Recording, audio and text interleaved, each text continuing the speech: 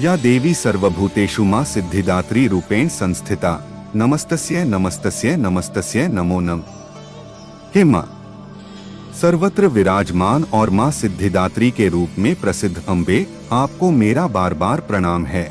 मैं आपको बारंबार प्रणाम करता हूँ। हे मां, मुझे अपनी कृपा का पात्र बनाओ। नमस्कार साथियों, स्वागत है आपके अपने YouTube चैनल ज्योतिष और सुखी संसार में। आज हम बात करने वाले नवदुर्गा के 9वें और सबसे महत्वपूर्ण स्वरूप मां सिद्धिदात्री के बारे में।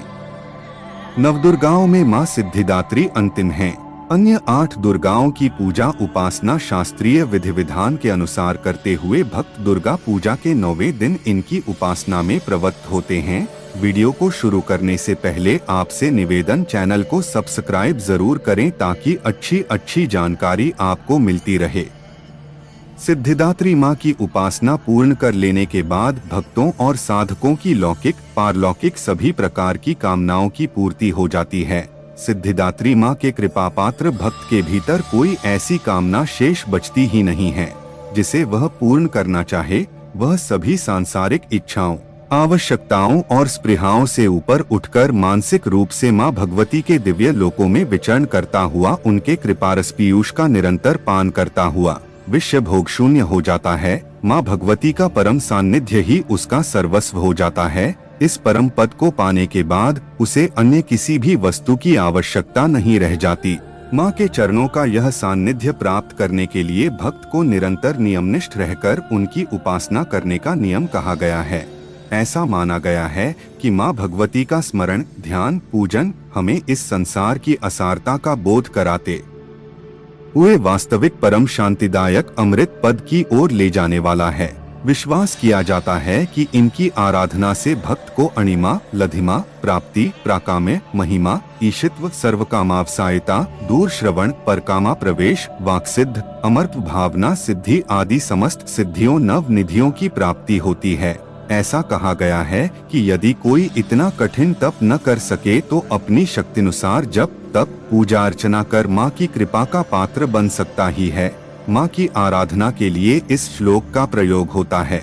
मां जगदम्बे की भक्ति पाने के लिए इसे कंठस्थ कर नवरात्रि में नवमी के दिन इसका जाप करने का नियम है। मां सिद्धिदात्री भक्तों और साधकों को ये सभी सिद्धियां प्रदान करने में समर्थ हैं। देवी पुराण के अनुसार भगवान शिव ने इनकी कृपा से ही इन सिद्धियों को प्राप्त किया था।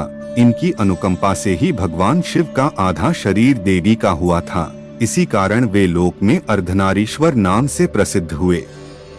मां सिद्धिदात्री 4 भुजाओं वाली हैं। इनका वाहन सिंह है। ये कमल पुष्प पर भी आसीन होती हैं। इनकी दाहिनी तरफ के नीचे वाले हाथ में कमल पुष्प है। प्रत्येक मनुष्य का यह कर्तव्य है कि वह मां सिद्धिदात्री की कृपा प्राप्त करने का निरंतर प्रयत्न करे, उनकी आराधना की ओर अग्रसर हो। इनकी कृपा से अनंत दुख रूप संसार से निर्लिप्त रहकर सारे सुखों का भोग करता हुआ वह मोक्ष को प्राप्त कर सकता है। चलिए जानते हैं कि मां सिद्धिदात्री की पूजा विधि।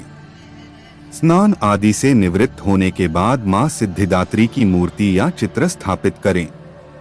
पूजा स्थल को गंगाजल से पवित्र करें। मां की मूर्ति को स्नान कराएं और उन्हें वस्त्र अर्पित करें। सिंदूर, अक्षत, फूल, माला, फल, मिठाई आदि चढ़ाएं। मां सिद्धिदात्री को तिल का भोग लगाएं और कमल का फूल चढ़ाएं। हो सके तो 9 कन्याओं का पूजन कर उन्हें भोजन कराएं और दक्षिणा और उपहार दें। देवी सिद्धिदात्रीय नमः मंत्र का जाप करें। इसके बाद मां सिद्धिदात्री की आरती करें। पूजा के बाद हवन करें और कन्या पूजन करें। कन्या पूजन के बाद प्रसाद ग्रहण कर अपना व्रत खोलें। यदि आप भी मां के भक्त हैं और वीडियो अच्छी लगी हो तो चैनल को सब्सक्राइब जरूर करें और वीडियो को लाइक अवश्य करें।